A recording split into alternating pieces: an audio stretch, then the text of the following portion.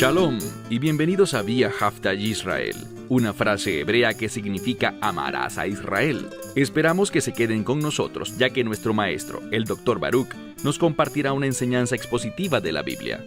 El Dr. Baruch es profesor titular del Instituto Sera Abraham, con sede en Israel. Aunque todos los cursos en el instituto se imparten en hebreo, el Dr. Baruch se complace en compartir esta enseñanza en inglés con doblaje al español. Para más información, visítenos en amarasaisrael.org o descargue nuestra aplicación móvil Mi Estudio Bíblico. Aquí está Baruch y la lección de hoy. Existe un énfasis en el Evangelio porque es solamente mediante esas buenas noticias que podemos ver vidas transformadas, vidas que llegan al diseño original que Dios tiene para cada persona. Sin el Evangelio no tienes esperanza. Sin la obra del Mesías en tu vida, estarás perdido por la eternidad y serás cortado de la bondad de Dios, de su amor, de su perdón y de la victoria que Dios quiere compartir contigo. Toma tu Biblia y ve conmigo a Primera a los Tesalonicenses, capítulo 2. Primera a los Tesalonicenses, capítulo 2. Pablo está escribiendo esta epístola con la influencia de otros hombres, como por ejemplo Timoteo, con el fin de comunicar verdades bíblicas a esta congregación. Este es un grupo de hombres de Dios que junto a Pablo están gozosos por la manera como Dios los está usando a ellos y a su testimonio, como hablamos la semana pasada, el cual ha trascendido las fronteras de su ciudad. Noten lo que dice el verso 1. Primera a los Tesalonicenses, capítulo 2, versículo 1. Pablo escribe: porque ustedes mismos conocen, hermanos. Ahora, él habla aquí de algo que ellos conocen y en este caso es un conocimiento basado en experiencias, algo de lo que han sido testigos y que han presenciado directamente. Han estado allí. ¿Y de qué se trata? Mira de nuevo el verso 1. Porque ustedes mismos conocen, hermanos, la entrada, y esto significa la visita, la llegada de ellos. Y él habla en primera persona. Porque ustedes mismos conocen, hermanos, que nuestra visita a ustedes no fue en vano. Es interesante las palabras que usa Pablo en este primer verso. La última palabra en el texto griego es la palabra gegone. Significa algo que ha ocurrido y que ha pasado, y dice, ustedes saben que nuestra visita a ustedes, nuestra llegada, nuestra presencia allí, no fue en vano. Y el tiempo verbal que usa para no ser en vano, significa que no fue en vano antes, no es en vano ahora, y no será en vano en el futuro. Pablo espera que las cosas sigan en el futuro como han sido hasta ahora y como fueron en el pasado, que su visita allí junto a otros líderes siga produciendo fruto. Pablo siempre está consciente y alabando a Dios por la obra que Dios ha hecho a través de sus fieles y, en este caso, a través de aquellos que estaban sirviendo con Pablo en esta ciudad de Tesalónica. Una vez más, leamos este verso completo. Dice, porque ustedes mismos conocen, hermanos, hablándole a esta congregación, que nuestra entrada, nuestra venida a ustedes, no fue, no es, y no será en vano. Pero, pasemos al verso 2. Ellos vinieron a cumplir la obra de Dios y noten lo que dice. Pero también el sufrimiento previo, o habiendo sufrido antes, y además habiendo sido maltratados, tal como ustedes saben. Entonces Pablo al venir sufrió anteriormente y fue maltratado también. Ellos lo sabían, fueron testigos de ello. ¿Y por qué fue maltratado? ¿Por qué tuvo que sufrir anteriormente y también en ese momento? Por una razón principal. Él nos dirá cuál era su objetivo. Y me refiero a lo que dice aquí. Sabiendo que habíamos padecido anteriormente y que fuimos maltratados tal como saben entre los filipenses, en esa ciudad de Filipos. Pero dice, sin embargo, ¿qué hicieron a pesar de esto? Dice, hablamos con denuedo en nuestro Dios para anunciar a ustedes el Evangelio de Dios en medio de gran oposición. Fíjate, Pablo está siendo sumiso. No hay nada en este texto que diga que ellos hicieron algo malo, que no estaban hablando lo que debían hablar o que su conducta no fuese la correcta. Todo lo contrario. Pablo estaba declarando, dando testimonio de que él presentó el Evangelio de la manera correcta, que ellos vinieron, y lo veremos en un momento, sin motivos ocultos. Ellos vinieron con sinceridad, no buscando recibir nada a cambio, sino solo comunicarles la verdad de la Biblia, el maravilloso mensaje del Evangelio. Y dice, así como antes, también ahora estamos sufriendo con el fin de ser capaces de compartir esto. Y dice que fuimos maltratados, justo tal como ustedes saben y lo han visto, como han sido testigos de ello, en tiempo pasado por los filipenses. Y dice, a pesar de eso, ¿qué hicieron? Nosotros con denuedo en nuestro Dios les predicamos el Evangelio de Dios en medio de gran oposición. Entendamos algo. Cuando tú le dices que sí a Dios, Señor, yo soy tu discípulo, quiero servirte, quiero ser un siervo de mi Señor y Salvador, el Mesías. Cuando nos disponemos a servir a Dios, ¿qué podemos esperar? Podemos esperar sufrimiento, tal como Pablo sufrió anteriormente y sufría en ese momento. Vas a sufrir, vas a tener maltratos, y dice él que compartir el Evangelio, él lo hizo en medio de gran oposición. En otras palabras, habrá mucha oposición contra el Evangelio. ¿Por qué? Porque ese mensaje es un mensaje en contra del infierno y contra aquellos que están comprometidos con los planes del enemigo. Ellos no quieren oír las buenas noticias. Ellos no quieren la restauración de Dios. Ellos no quieren que el poder de Dios se manifieste. Y con el Evangelio, eso es lo que se logra. Con el Evangelio las vidas son transformadas. La gente es ministrada, sanada, recibe ayuda. Dios se mueve por medio del mensaje del Evangelio para abrir los medios y bendecir a las personas, usando a otros para bendecirles. Pero por tal razón, ¿qué dice aquí? Se presentará gran oposición. Así que, cuando te dispones a cumplir la voluntad de Dios, entiende que con mucha seguridad enfrentarás oposición. Como Pablo dice aquí, gran conflicto, gran oposición en contra de los propósitos de Dios. Ahora, verso 3. Porque nuestro ánimo, y esto podría traducirse también como exhortación, es decir, Pablo y sus consiervos llegaron a Tesalónica como llegaron a otros lugares con un propósito, y ese propósito es poner orden en el lugar, que todo adopte el orden correcto en sumisión a la voluntad de Dios. Lo que quiero decir es que somos llamados a someternos a su voluntad y al hacerlo, reconocemos su autoridad. Cuando nos apartamos de estar bajo la voluntad de Dios, estamos eligiendo el pecado y estamos invitando a la vergüenza y a la derrota a nuestras vidas.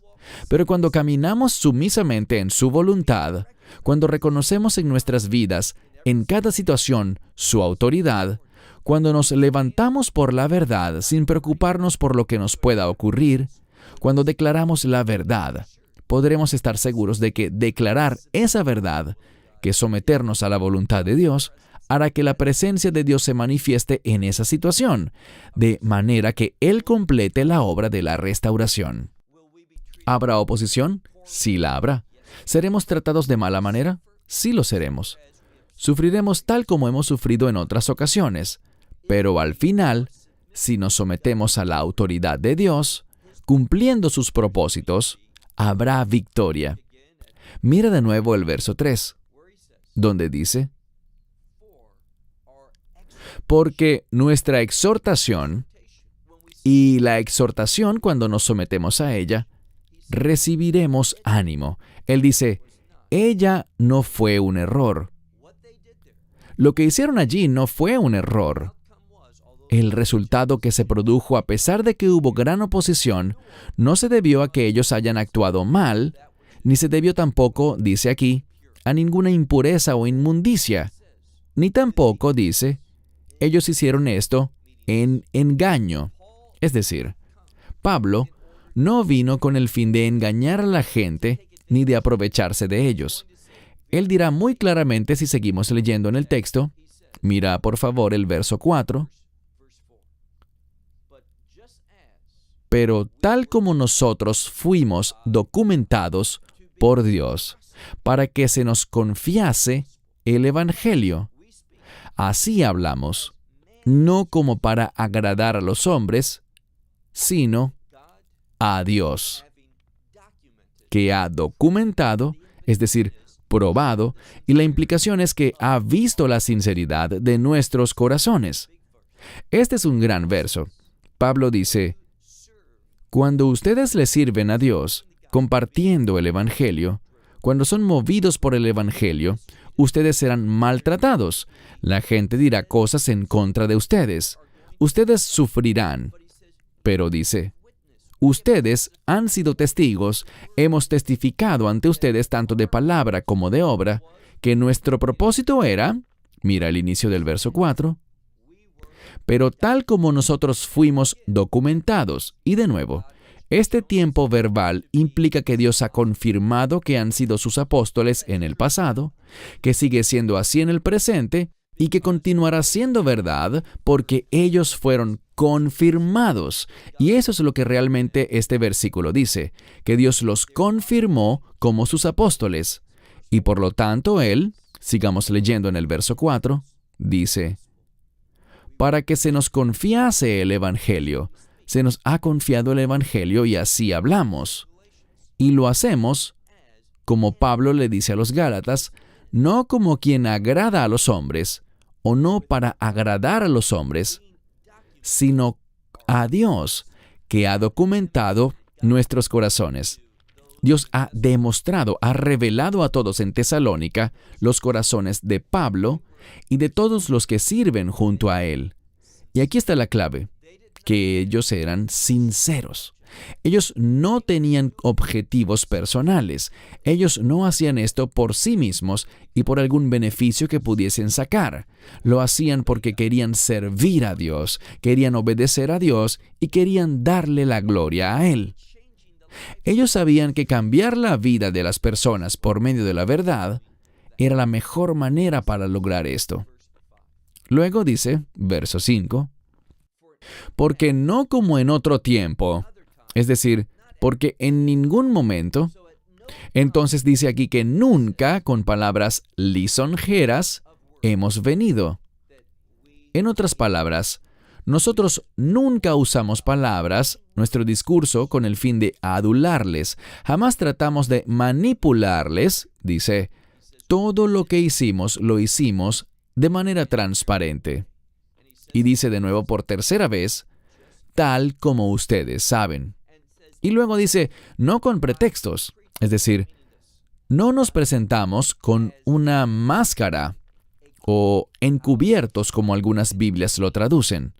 Y quiere decir lo siguiente, nosotros no estuvimos entre ustedes haciéndonos llamar siervos de Dios, realizando actividades religiosas como una máscara para esconder lo que realmente eran nuestras intenciones, nuestra propia avaricia.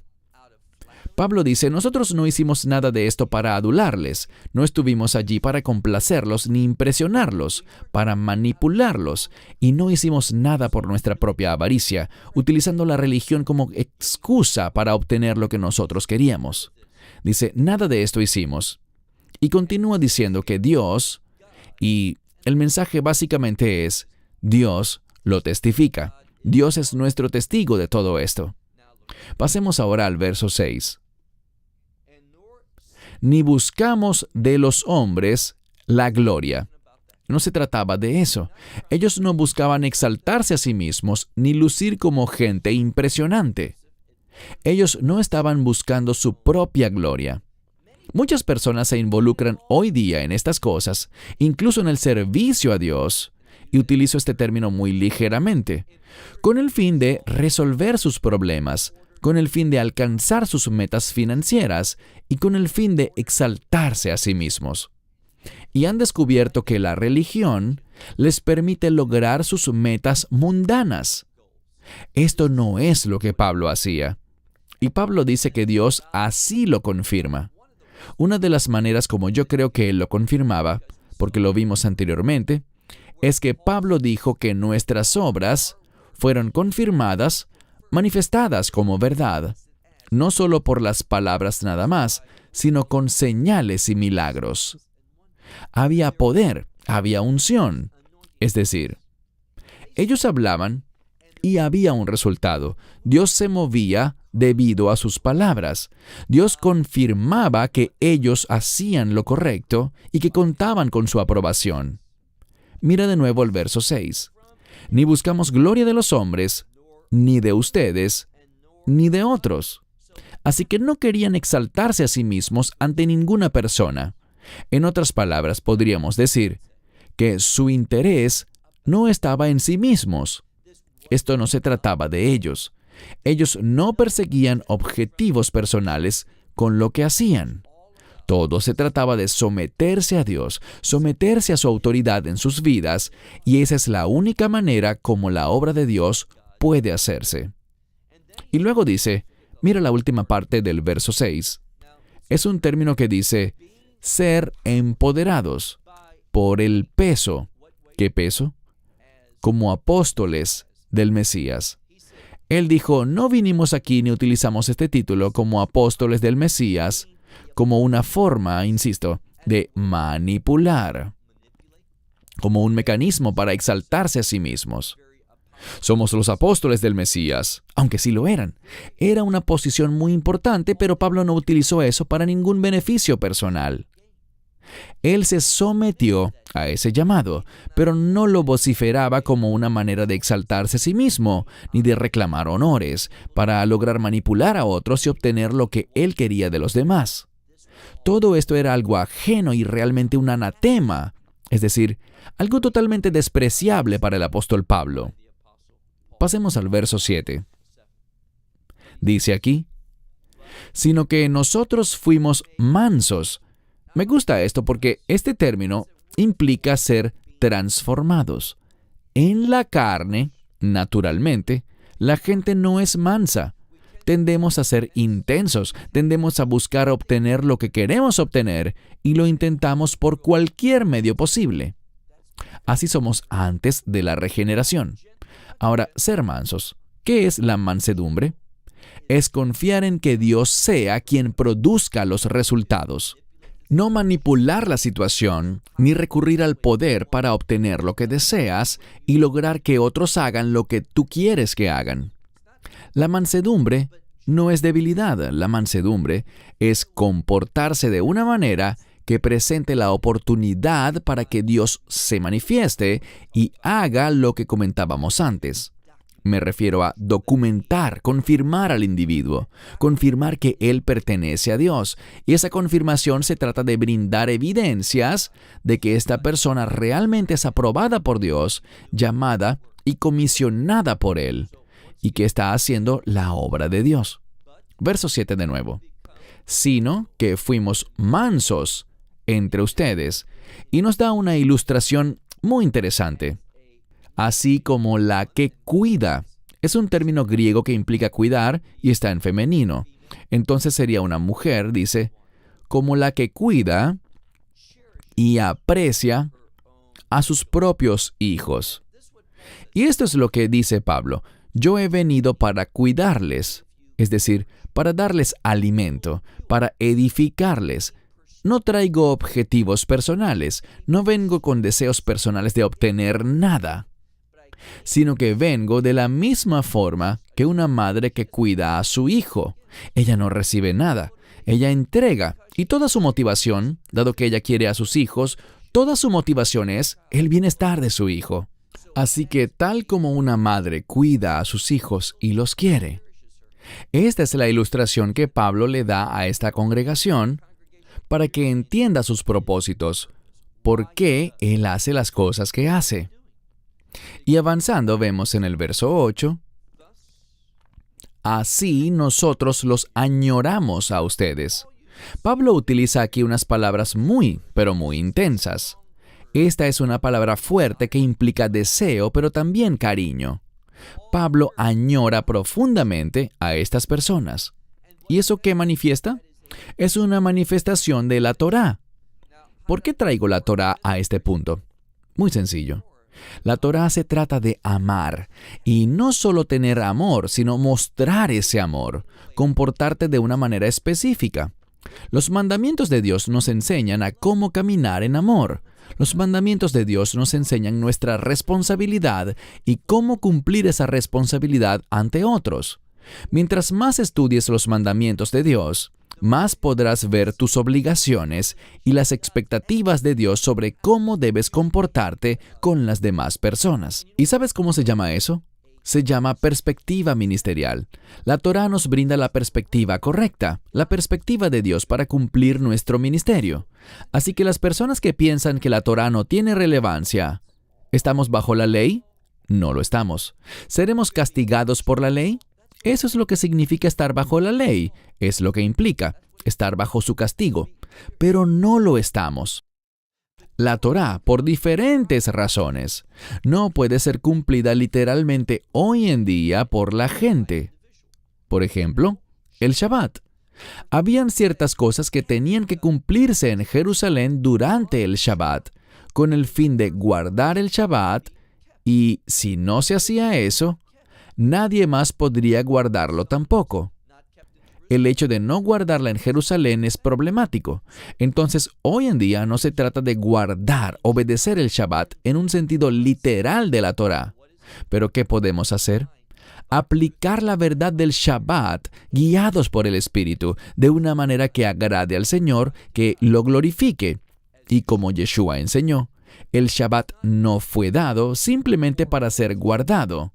Es decir, el hombre no fue instruido a guardar el Shabbat para beneficio del Shabbat, sino que en cambio el Shabbat fue dado para beneficio del hombre. Así que todavía hay relevancia en la Torá, con el fin de que podamos aplicarla a nuestras vidas, y eso va no solo para el Shabbat, sino para todos los mandamientos de Dios, caminando en el Espíritu para poder cumplir la justicia de la ley. Entonces todavía hay relevancia, todavía hay una justicia que podemos aprender en nuestras mentes, producto de estudiar la Torá. Y lo que Pablo dice, mira de nuevo el verso 8, donde escribe: Así, nosotros los añoramos afectuosamente a ustedes. Y dice, pensando bien, pensando lo bueno, teniendo buenos pensamientos. En otras palabras, deseando, queriendo, teniendo buenos deseos con el fin de impartirles a ustedes, de impartirles no solo el Evangelio de Dios, no solo palabras de salvación, estas palabras de reconciliación, sino también, dice él, ellos no vinieron aquí solo para darles palabras, aunque son palabras poderosas, palabras que tendrán un tremendo resultado en sus vidas, sino que dice, también incluso nuestras vidas. Es decir, Pablo entendió que el verdadero ministerio implica entregarse uno mismo por completo. Ahora, es fácil pararse frente a la gente y enseñar algo, pero lo que no es tan fácil es tomar lo que se ha enseñado y aplicarlo a mi propia vida, en amor por alguien más, buscando involucrarnos en sus vidas, con el fin de que tú puedas tener el privilegio, y es justo eso, que puedas tener el privilegio de bendecir a los demás, ayudarles a madurar y crecer en la fe, o de ayudar a alguien en medio de su necesidad, en medio de su dolor, en medio de su opresión, en medio de la guerra. Vamos a ver más y más que al acercarnos a los últimos días, y eso es lo que estamos viviendo, que habrán más guerras y rumores de guerras. ¿Qué significa? Que se verá en más y más lugares que la guerra estará a punto de estallar. Sinceramente, nadie quiere la guerra, pero lo cierto es que el Mesías advirtió que estas cosas deben suceder. ¿Por qué? Siempre ha existido una batalla espiritual desarrollándose. Puede que no la veamos con nuestros ojos, pero es real. Y a medida que nos acercamos a los últimos días, vamos a ver que esa batalla espiritual se manifestará por medio de un gran número y una multiplicidad de conflictos alrededor del mundo. Esto es algo que ocurrirá. No podremos evitarlo. Así que debemos preguntarnos, ¿cómo vamos a responder ante esta situación? Esta será una gran oportunidad para el ministerio, para hacer cosas por los demás, para levantarnos y encargarnos de sus necesidades materiales, y desde allí tener una plataforma para testificar también en cuanto a sus necesidades espirituales, de lo que necesitan más allá de su sustento, porque en esta vida, pese a todos los recursos del mundo, aún teniéndolo todo, la gente muere. Esta vida, aunque dure 70 u 80 años, o lo que sea, llegará a su fin. Pero cuando abandonemos este cuerpo, pasaremos a vivir en el plano de la eternidad. Y sea cual sea el sitio al que vayamos al morir, eso ya no podrá cambiar. Ahora es el momento para producir ese cambio en nuestra eternidad. Y Pablo decía aquí, nosotros estamos motivados a hacerlo. Añoramos hacerlo. Tenemos un fuerte deseo y un gran afecto para que nosotros podamos, y este es un buen deseo, una buena mentalidad, con el fin de impartirles no solamente la palabra del Evangelio de Dios, sino también nuestras vidas. Por esto, dice, ustedes han llegado a nosotros, mis amados. Pablo está diciendo una y otra vez, yo los amo a ustedes. Nosotros, los apóstoles, amamos a esta congregación, y no solo a esta congregación, sino a todas las congregaciones. Y les dice, quiero tomar mi vida e invertirla en ustedes, en esta congregación, en la gente de esta iglesia. Y de nuevo, todo esto es una expresión de la Torá. Es lo que nos enseña la Torá, cómo amar a Dios. Y la mejor manera de amar a Dios es amando a los demás, cumpliendo nuestra responsabilidad para con ellos. A esto es a lo que un discípulo ha sido llamado. Dice, pasemos a nuestro último verso por hoy, el verso 9. Dice, porque ustedes recuerdan, hermanos, nuestro trabajo. Y este es un término muy fuerte para trabajo. No es una tarea fácil, pero está diciendo nuestro diligente servicio, que era muy intenso, muy agotador, lleno de esfuerzo y tiempo invertido. Cuando vemos las palabras que Pablo escoge, están allí por una razón. Verso 9. Porque ustedes recuerdan, hermanos, nuestro trabajo, y luego vemos un término que quiere decir dificultad, tiempos difíciles. Si hacen un buen estudio de esta palabra, verán que se refiere a cosas desagradables, cosas que no queremos experimentar. ¿Y qué es lo que dice Pablo? Esto les da una mejor idea de lo que se trata el ministerio. Dice, y en medio de estas dificultades, con estas duras situaciones, de día y de noche estuvimos trabajando. Y dice aquí, trabajando con el fin de no ser una carga para ninguno de ustedes. Entonces ellos sufrían, atravesaron situaciones, trabajaban duro, ministraban a la gente y satisfacían sus necesidades en un sentido integral. Y haciendo todo esto, en vez de decir, bueno, ya que hemos hecho todo esto, alguien tiene que ver por mis necesidades, alguien tiene que pagar mis facturas y mis gastos. Pablo dice, esta no es la manera como trabajamos nosotros. Nosotros vinimos e hicimos estas cosas y obramos y trabajamos con el fin de no tomar nada de ninguno de ustedes. Esa es la clase de individuo que Pablo era. Esa es la clase de testimonio que él quería mostrar. Él quería que la gente entendiera que él no tenía ningún interés financiero, que no ministraba por avaricia, que no ministraba por nada que tuviera que ver consigo mismo, que su misión no era exaltarse a sí mismo, sino a Dios. Y noten lo que hizo, es la tercera vez que lo dice. Nosotros, no solo él, sino nosotros le predicamos a ustedes el Evangelio de Dios, Y todo esto tiene justo ese propósito. ¿Qué quiero decir con esto? Pablo ha soportado sufrimientos pasados y sufrimientos presentes, y continuará sufriendo. Él ha pasado por fuertes dificultades. ¿En qué momento? De noche y de día. Eso significa continuamente. Él ha enfrentado mucha oposición y ha trabajado en medio de todo esto con el fin de hacer la obra y experimentar estas cosas que no son agradables, pero el resultado es el factor que lo motiva. Cambiar vidas que estaban siendo salvas y estaban siendo redimidas para el reino de Dios. Pablo sabía algo. Él sabía que su tiempo en la tierra era limitado. Él sabía que llegaría el día en que su vida terminaría en este cuerpo y que no tendría más oportunidades para tocar las vidas de otras personas por la eternidad, y tampoco de afectar su propia vida de cara a la eternidad. Es algo bueno desde un punto de vista eterno el ser siervos del Dios viviente en este mundo. Así que te pregunto antes de concluir, ¿estás sirviendo verdaderamente a Dios?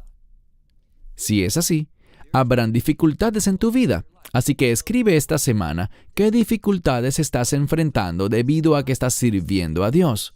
Cosas que son resultado directo de que estás siéndole fiel a la verdad de Dios. En la medida que nos acerquemos a los tiempos finales, les puedo prometer algo.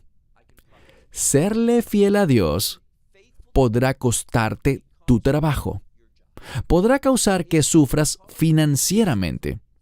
Ahora, Dios puede hacer algo sobrenatural, puede sostenerte, puede darte quizás otro trabajo, aunque permita que experimentes situaciones de escasez por un periodo de tiempo.